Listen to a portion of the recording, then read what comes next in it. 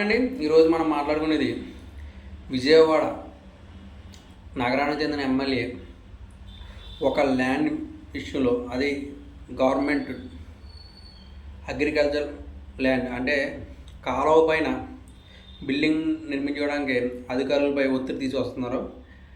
దాని మీద అసెంబ్లీలో అధికారులపై నీ అంతు చూస్తాను అనడం, అడ్డొచ్చిన మంత్రి, ఆ శాఖకు సంబంధించిన మంత్రి మీద కూడా దుర్భాషలు ఆడారు. అలాగే ప్రకాశం జిల్లాకు చెందిన ఒక ఎమ్మెల్యే ఇసుకలో లారీకి 1000 రూపాయలని ఇట్లా అడుగుతున్నారు, అది బయటకు వచ్చింది. అలాగే ప్రకాశం జిల్లాకు చెందిన ఇంకో ఎమ్మెల్యే ఇసుకలో విపరీతమైన అవినీతి జరుగుతుంది. ఏదన్నా లారీ అక్కడ నుంచి బయటకు రావాలంటే 1000 రూపాయలు కంపల్సరీ కట్టవలసి వస్తుంది.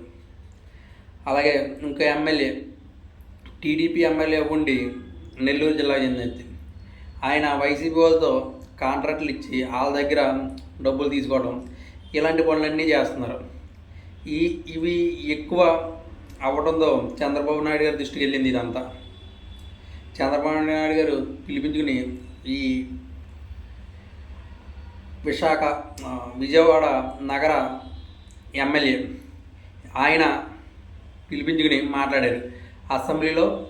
ఏంటి ఆ రచ్చని మంత్రి గారు నాకు చెప్పారు.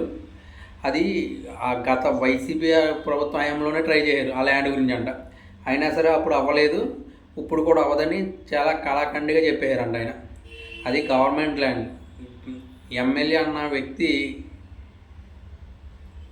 ప్రజలకి సర్వెంట్గా ఉండాలి, కానీ ప్రజల ఆస్తుల్ని తీసుకోవాలి. ఇలా అవుతే మాత్రం 2029లో మాత్రం కూటమికి చొక్క ఎదురవుతుంది.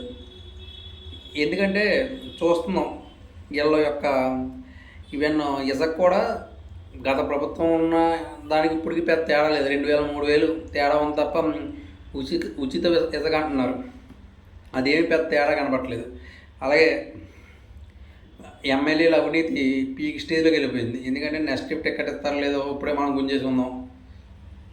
ఒక ఎమ్మెల్యే అయితే నేను ఇంత డబ్బు ఖర్చు పెట్టాను అంటాం. ఎందుకంటే పక్క నియోజకవర్గాలకు కూడా ఖర్చు పెట్టిన ఎమ్మెల్యేలు ఉన్నారు. అంటే ఆయన నియోజకవర్గం కాకుండా పక్క నియోజకవర్గాలకు కూడా ఖర్చు పెట్టిన ఎమ్మెల్యేలు కూడా ఇప్పుడు ఈ కూటమి ప్రభుత్వంలో ఉన్నారు. వాళ్ళు కూడా మంత్రి పదవులు ఆశిస్తున్నారు. అలాగే వాళ్ళకి రాలేదని వాళ్ళు కూడా బాధపడుతూ వాళ్ళు కూడా ఈ ఇసుక స్కామ్ కానీ ల్యాండ్ స్కామ్స్లో కానీ ఇన్వాల్వ్ అవుతున్నారు. ఎందుకంటే దీనివలన ప్రభుత్వానికి విపరీతమైన బ్యాడ్ అవుతుంది. విజయవాడ సిటీకి సంబంధించిన ఒక ఎమ్మెల్యే డైరెక్ట్ అసెంబ్లీ ఆవరణలోనే అధికారులపై తిట్టడం, ఇవన్నీ చూస్తుంటే ప్రభుత్వానికి చెడ్డ పేరు వస్తుంది.